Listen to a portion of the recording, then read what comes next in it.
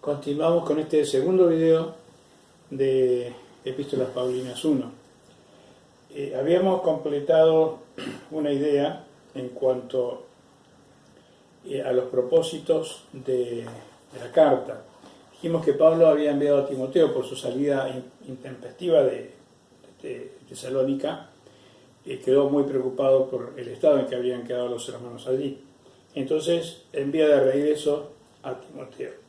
Y le da 4 razones, que ya la habíamos visto, por las cuales Timoteo vuelve. Tiene que traerle noticias, digamos, cumplir una función, pero traerle noticias. Habíamos hablado que la noticia también había sido muy alentadora. Hablamos también de la Trinidad del actuar cristiano, del vivir cristiano, ¿no? Había fe, había amor y había constancia. Qué hermoso informe el de Timoteo. Pero no todo era óptimo. No olvidemos que Pablo predicó por 3 sábados. Indudablemente algún encuentro debe haber tenido con alguien entre semana, pero la presentación oficial del Evangelio solamente en 3 sábados y no alcanzó otro. Pero por lo que vemos, alcanzó a enseñar por lo menos una introducción a escatología, porque el problema venía por la segunda venida de Cristo. Entonces alcanzó a predicar hasta la segunda venida de Cristo. Y algo quedó inconcluso por el alboroto de Tesalónica. Y vemos también que habían, en su página 17 del apunte, los enemigos habían hecho circular calumnias acerca de Pablo, poniendo en tela de juicio sus motivos y conducta. No habían entendido bien, o le faltaba saber algunas cosas acerca del retorno del Señor. Eso en el capítulo 4, versículo 13 se lee eso. Una idea equivocada sobre la esperanza bienaventurada que los había tornado perezosos. Por eso va a generar y luego esa expresión: el que no trabaja que tampoco coma. Si el Señor viene pronto, ¿para qué vamos a preocuparnos demasiado por el presente? También había algunos que se habían debilitado, estaban tentados a volver a las impurezas del paganismo y no apreciaban debidamente las profecías, tendiendo a apagar las manifestaciones del Espíritu Santo. Claro, es una iglesia naciente, es una iglesia que se forma a partir de 3 predicaciones. No hubo tiempo de mucho discipulado. Entonces, el informe de Timoteo da como origen la necesidad de enviar esta carta. Y esta carta va con 5 razones. Y usted lo puede ver en el punto 8, el propósito de la carta. Pablo les escribe, primero, para confirmar a la iglesia en las verdades básicas y fundamentales del Evangelio, que él ya les había enseñado, pero va a reafirmar. Segundo propósito, para exhortarles en muchos aspectos prácticos de la vida cristiana. Tercero, para consolarlos concerniente a sus seres queridos que habían partido, aclarando sus errores. Y para fortalecerlos en la fe, y por último, para animarlos al crecimiento espiritual y una santidad de vida. 5 propósitos muy marcados en esta epístola. El método que usa, interesantísimo, porque ambas cartas, primera y segunda Tesalonicenses, se centran en una gran verdad, en realidad una gran esperanza verdadera, para decirlo completo, que es la segunda venida de Cristo. Usted tiene más o menos desde la mitad de la página 17, tiene una serie de razones que tienen que ver con la esperanza, y esto es un apunte tomado de Robert Lee, que ha sido transcripto por el seminario. Primero, la venida del Señor es una esperanza inspiradora para el recién convertido. Eso está en el capítulo 1, versículos 9 al 10. Esperanza inspiradora para el recién convertido. Hermanos, no podemos negarle al recién convertido la esperanza gloriosa de la segunda venida de Cristo. Tiene que ir incluida en el mensaje inicial del Evangelio, que Cristo viene. La segunda razón de estas epístolas, la venida del Señor es una esperanza alentadora para un siervo fiel. Eso está en capítulo 2, al 3:11, pero específicamente en el capítulo 2, 19 y 20. Luego tenemos la venida del Señor, es una esperanza purificadora para el creyente. Capítulo 3:12 al 4:12, específicamente capítulo 3:13. La venida del Señor es una esperanza consoladora para los afligidos. había aflicción, había problema. No se olvide que ese alboroto no termina y desaparece como si no hubiera sucedido. Los primeros convertidos comienzan a sufrir las consecuencias de ese odio de los judíos. Entonces, tenemos una esperanza consoladora. Y por último, la venida del Señor es para el cristiano adormecido una esperanza que despierta. Todo el capítulo 5, especialmente desde los versículos 1 hasta el 6. Quiero decir esto, hay un abismo profundo entre los que tienen esta esperanza y los que no la tienen. Es un abismo profundo, cambia la razón de la vida. Ahora, no estoy hablando de creyentes y no creyentes, sino de entre los creyentes. Muchos cristianos no cifran su vida y su hoy, con todas las vicisitudes que puedan tener, en la esperanza futura de la venida del Señor. Por eso la aflicción llega, por eso la fe se debilita, porque se pierde el objetivo. Cristo viene pronto. Y repito esta expresión, hay un abismo profundo entre quienes tienen esta esperanza y quienes no la tienen. Desde luego que el que no cree en Cristo no está cifrado en esta esperanza, pero, hermanos, nosotros, los cristianos, si tenemos nuestro objetivo de vida, nuestra razón de vivir, nuestro cristianismo, en que Cristo viene pronto, en la inminencia de la venida del Señor Jesucristo, entonces tenemos una vida con esperanza. Pero si se aleja de nosotros esta idea de que Cristo viene a buscarnos, estamos prontos a sucumbir. Esperanza inspiradora, esperanza alentadora, una esperanza purificadora, una esperanza consoladora y una esperanza que despierta. No podemos negarnos a nosotros mismos estas verdades, y mucho menos los que estamos en el ministerio y los que luego estarán en el ministerio, no tenemos derecho a negarles estas verdades a los que se convierten al Señor. Entonces, tanto el propósito, confirmar a la Iglesia en las verdades fundamentales y básicas, exhortarles en muchos aspectos errados, en consolarlos concerniente a los que mueren, fortalecerlos en la fe y animarlos al crecimiento espiritual y a una santidad de vida. Con estos aspectos de la esperanza de la venida del Señor Jesucristo, estos elementos no deben faltar, no pueden faltar de una enseñanza bíblica, de una exposición de la palabra del Señor, de una predicación evangelística incluso. Entonces, muy bien, pasamos a la página 18 y ya sí, vamos ahora a los saludos de la epístola. Vamos a la epístola, capítulo 1. Pablo, Silvano, que es Silas es el diminutivo de Silvano, y Timoteo. No olvide que Lucas quedó en Filipo. Lucas dice entonces, entendimos que Dios nos llamaba, entonces fuimos, pero cuando salen de Tesalónica, cuando salen de la cárcel en Filipos, Lucas nos dice, entonces ellos se fueron a Tesalónica. Ahí entendemos que Lucas se escribe. Más adelante en Hechos de los Apóstoles lo vamos a encontrar que habla en primera persona del plural. Por eso el saludo no incluye aquí a Lucas, porque Lucas está pastoreando la naciente iglesia de Filipo. Bien, Pablo, Silvano y Timoteo, a la iglesia de los tesalonicenses, en Dios Padre y en el Señor Jesucristo, gracia y paz sea a vosotros de Dios nuestro Padre y del Señor Jesucristo. Gracia y paz. Nunca vamos a encontrar en las epístolas paulinas un saludo invertido, paz y gracia.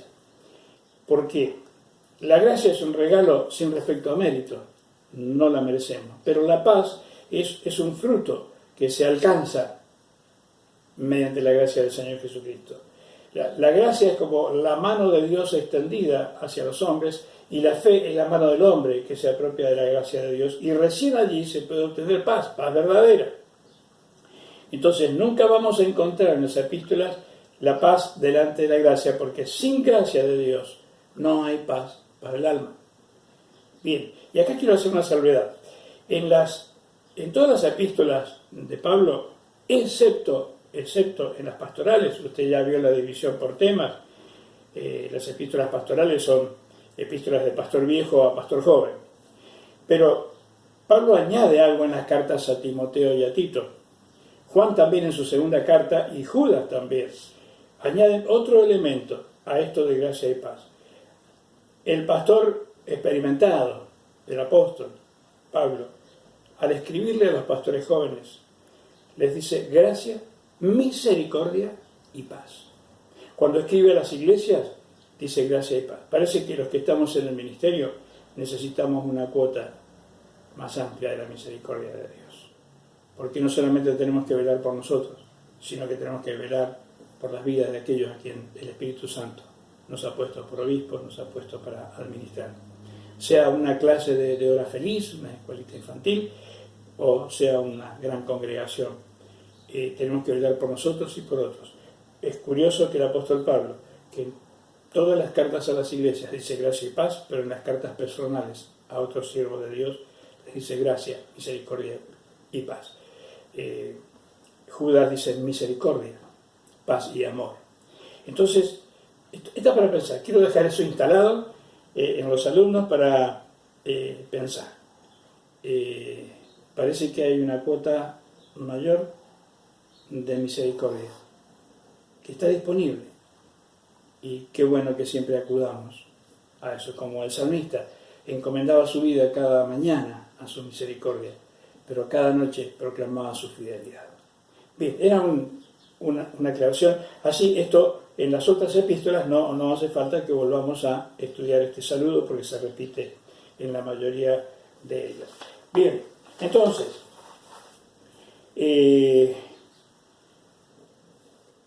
la acción de gracias, luego en la página 18, la acción de gracias que encontramos allí, después del saludo, en el punto B.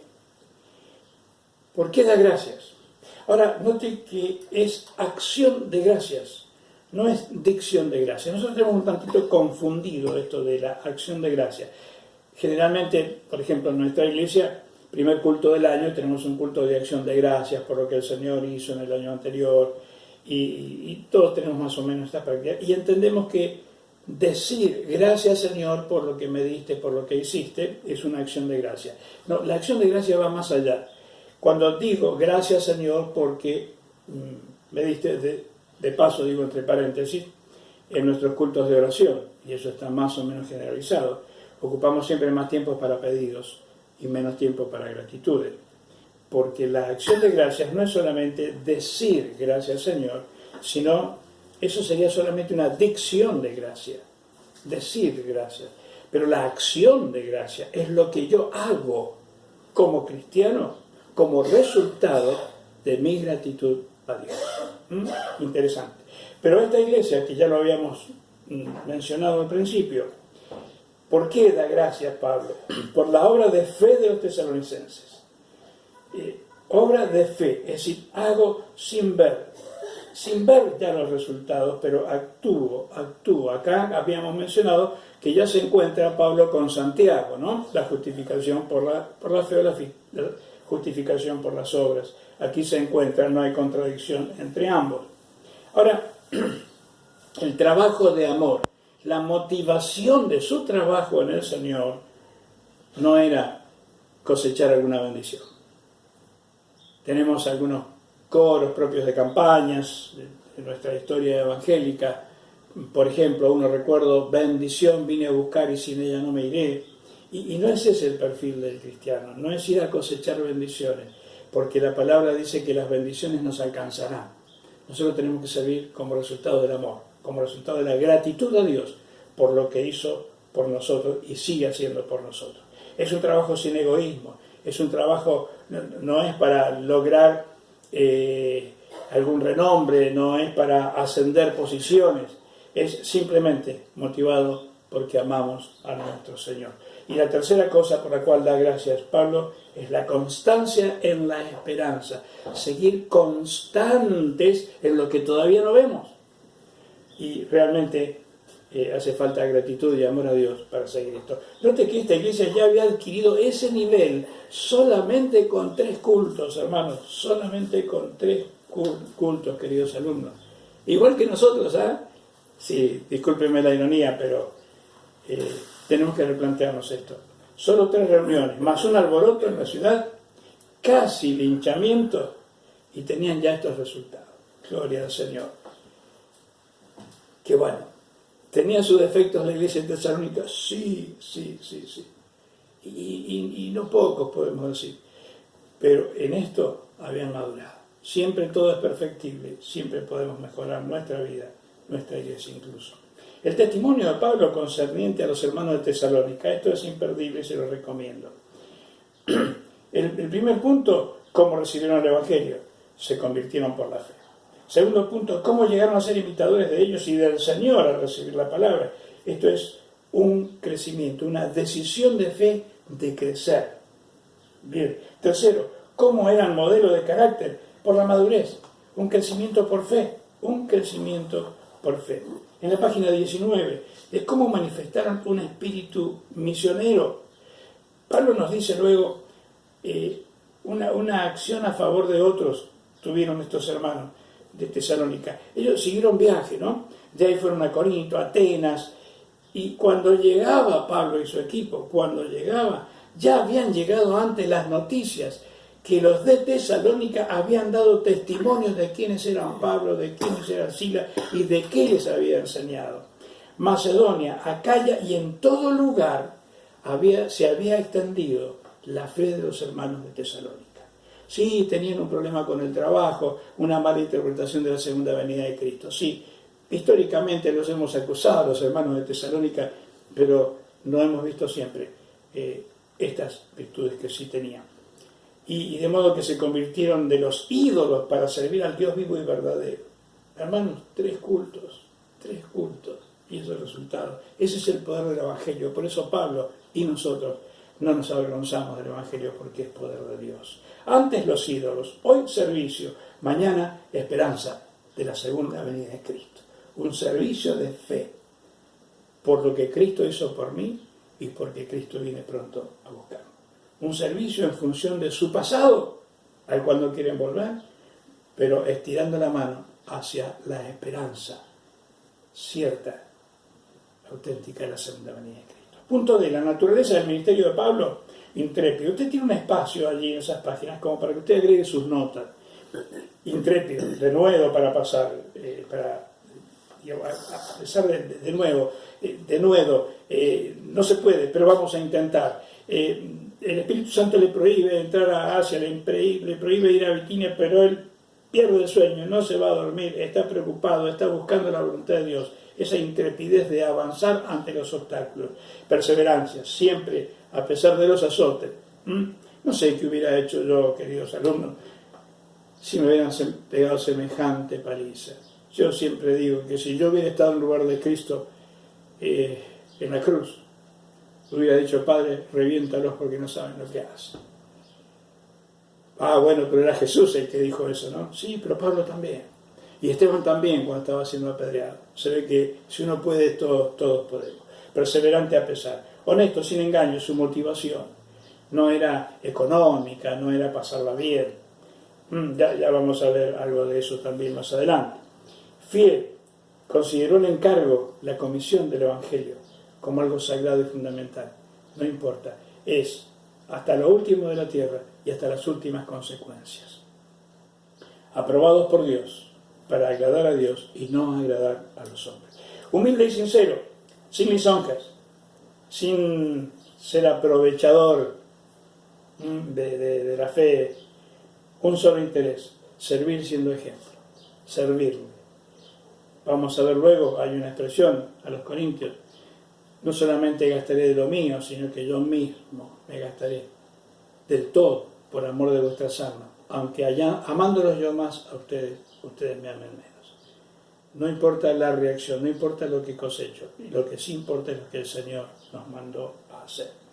Bien, lleno de amor e interés por ellos, como nodriza, muy queridos, esforzados para no ser gravosos, no quiere cargarlos económicamente, hacerse dependiente de ellos, pero, y esto es muy interesante, me adelanto un poquito, 2 Corintios capítulo 11, versículos 7 al 10, dice: porque yo humillándome, perdón, signo de pregunta, humillándome a mí mismo, para que vosotros fueseis enaltecidos, por cuanto os he predicado el Evangelio de Dios de balde, sin forma gratuita.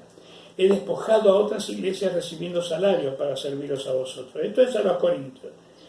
Cuando estaba entre vosotros y tuve necesidad, a ninguno fui carga, pues lo que me faltaban lo suplieron los hermanos que vinieron ¿de dónde? De Macedonia, justamente, de estos hermanos de Filipo, de Tesalónica. En todo me guardé y me guardaré de seros gravoso por la verdad de Cristo que está en mí, que no se me impedirá esta mi gloria en las regiones de Acaya, un poquito más al sur, en Corinto. Bien, en 2 Corintios, capítulo 12, versículos 14 y 15, nos dice: he aquí, por tercera vez estoy preparado para ir a vosotros, no os seré gravoso, porque no busco lo vuestro, sino a vosotros, pues no deben atesorar los hijos para los padres, sino los padres para los hijos.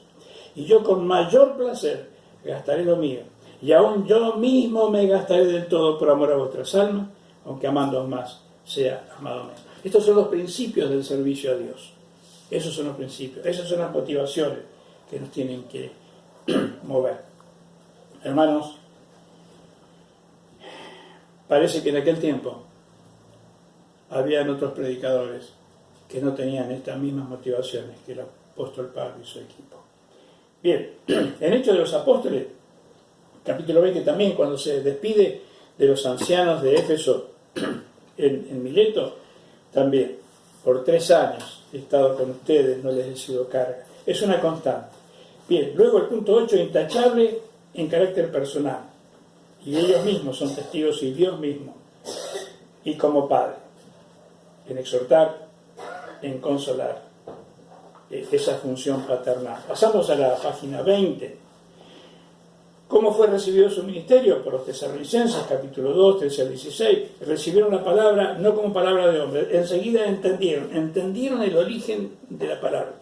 Bueno, cuando predicamos el Evangelio, en época de libertad o en época de cuarentena, la gente que nos oye entiende que es una palabra que no viene de nosotros, sino de otro lugar, de más arriba. Entiende que esa palabra que Dios canaliza a través nuestro impacta a los corazones, impacta a las vidas. Luego dice, estuvieron dispuestos a sufrir por la fe. Esto es muy importante. Muy, muy, muy importante. Capítulo 2, versículo 14 al 16. En Tesalonicenses, ¿no? Primera Tesalonicenses. Vamos a ver capítulo 2, 14 al 16. Porque vosotros, hermanos, vinisteis a ser imitadores de las iglesias de Dios en Cristo Jesús, que están en Judea, pues habéis padecido de los de vuestra propia nación las mismas cosas que ellas padecieron de los judíos, los cuales mataron al Señor Jesús y a sus propios profetas, y a nosotros nos expulsaron, y no agradan a Dios, y se oponen a todos los hombres, impidiéndonos hablar a los gentiles para que éstos se salven. Así colman ellos siempre la medida de sus pecados, pues vino sobre ellos la ira hasta el extremo. ¿Cuál es el colmo de los pecados, hermano? Y aquí lo describe el versículo 16. Yo les pido que luego ustedes mediten sobre esto. ¿Cuál es el colmo de los pecados? Impidiéndonos hablar a los gentiles para que éstos se salven, así colman ellos la medida de sus pecados. Y viene sobre ellos ira hasta el extremo. El colmo es lo que rebasa, lo que lo que ya se derrama. El colmo, la última gota de pecado que derrama el vaso y desata la ira de Dios es impedir o no colaborar, no impulsar, poner palos en la rueda para que otros reciban el Evangelio. Todo impedimento para que otros prediquen es el colmo de los pecados. Para pensar esto, especialmente el versículo 16. Bien, está dispuesto Pablo a ir, busca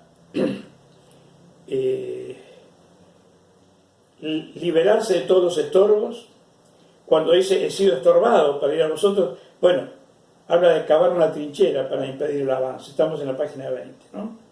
El punto 3 del Éfeso la solicitud de Pablo por los tesalonicenses. El punto 3 dice: en su regocijo al regresar Timoteo con buenas noticias. Él estaba ya en Atenas cuando se encuentran, y luego en Corinto, pero se sabía responsable por la obra en Tesalónica. Estaba fundando otras iglesias, estaba enfrentando otros desafíos, pero iba sumando amores. En su corazón estaba la carga por los hermanos de Tesalónica. A veces cambiamos de ministerio. Dios nos lleva por otros campos, otras congregaciones, otras naciones, pero siempre queda en el corazón la carga por aquellos que conocimos y que guiamos a los pies del Señor. Bien, hay una serie de pecados condenados allí, página 21, apártese de fornicación física y espiritual, costumbres muy comunes entre los cultos paganos, especialmente las diosas femeninas. El deber de amar a los hermanos y abundar en ese amor. Y hay una nota importante a la mitad de la página 21 que usted puede notar, yo la leo así tal cual como está. Esta conducta deficiente respecto a sus deberes naturales era el resultado de una interpretación errónea de la inminencia de la venida del Señor. Cuando una verdad bíblica es erróneamente interpretada, acarrea mucha confusión y desequilibrio. Deja de ser un retrato de la voluntad de Dios y se convierte en una caricatura. Cuidado, hermano, con decir algo fuera de contexto, fuera del espíritu de la Biblia, fuera del Espíritu Santo. Segunda venida de Cristo, en el capítulo 4, comienza ya al punto central. El conflicto está en la venida de Cristo. Y comienza allí diciendo en ese pasaje, capítulo 4, versículo 13 en adelante: no quiero, hermanos, que ignoréis. Otra palabra muy común en Pablo que repite en distintas epístolas. Dios no quiere que ignoremos las verdades de su palabra. Y comienza a hablar de la segunda venida de Cristo, la inminencia de esa segunda venida de Cristo, después de haber mencionado algo sobre la vida que agrada a Dios. 4.13, tampoco queremos, hermanos, que ignoréis acerca de los que duermen. Y ahí viene lo que usamos a veces cuando tenemos ese lamentable hecho de despedir a un hermano, sepultarlo después de su muerte, para que no nos entristezcamos como los otros que no tienen esperanza. Hermanos, la esperanza en la venida de Cristo nos hace ser parte de los nuestros, de los de la esperanza, no de los otros. Hermanos, no podemos tener conductas como la de los otros, en ninguna situación, ni la presente que estamos viviendo, ni las que puedan venir en el futuro, porque no somos como los otros que no tienen esperanza, y la esperanza tiene que verse a flor de piel. Capítulo 5, tenemos alentados unos a otros con estas palabras, termina el 4, pero acerca de los tiempos y las ocasiones no tenéis necesidad, hermanos, de que yo os escriba, porque vosotros sabéis perfectamente que el día del Señor vendrá, así como ladrón en la noche. Mira, hermano, caemos en cuenta que el Señor en esos 3 cultos les enseñó escatología. No hay evangelio si no insertamos en el corazón de la gente que evangelizamos la esperanza de la segunda venida de Cristo. Y allí, capítulo 5, versículo 23, una clave que no podemos obviar. Y el mismo Dios de paz os santifique por completo, y todo vuestro ser, espíritu, alma y cuerpo, sea guardado irreprensible para la venida de nuestro Señor Jesucristo. En el idioma español hemos heredado de la lengua griega el concepto de individuo. Individuo. Esto es individual, esto es personal. Individuo. ¿Por qué? Porque de los filósofos griegos nos viene el concepto de que el ser humano está compuesto de 2 personas, cuerpo y alma. Pero aquí se nos muestra en la Biblia que somos tripartitos. Lo que pasa es que antes los filósofos no tenían manera de ver el espíritu, porque el espíritu estaba muerto en delitos y pecados. Pero una vez que entra Cristo, que el Espíritu Santo da vida a nuestro espíritu, entonces se activa nuestro espíritu humano que estaba desactivado por el pecado y comenzamos a funcionar en la semejanza de Dios como Trinidad. Entonces, todo nuestro ser, espíritu y en ese orden, alma y cuerpo, tiene que ser guardado irreprensible para la venida de nuestro Señor Jesucristo. Y si alguien duda de esto, el versículo 14, clásico, fiel es el cual os llama, el que os llama, el cual también lo hará. Entonces, no somos individuos, hermanos, somos indivitrios, Somos una triunidad indivisible. Bien, el saludo final. Hermanos, orad por nosotros. Como profesor del seminario y en nombre de todos mis colegas profesores, por favor, oren por nosotros. Oren por nosotros. Saludo a todos los hermanos con ósculo santo. Y os conjuro en el Señor, mire esta palabra, por favor, bajo juramento, que esta carta la lean todos los santos. Es un documento público. Y la gracia de nuestro Señor Jesucristo sea con todos vosotros. Bien, finalizamos aquí este segundo video y vamos a un tercero más corto sobre 2 Tesalonicenses para el primer día de clase. El Señor les bendiga.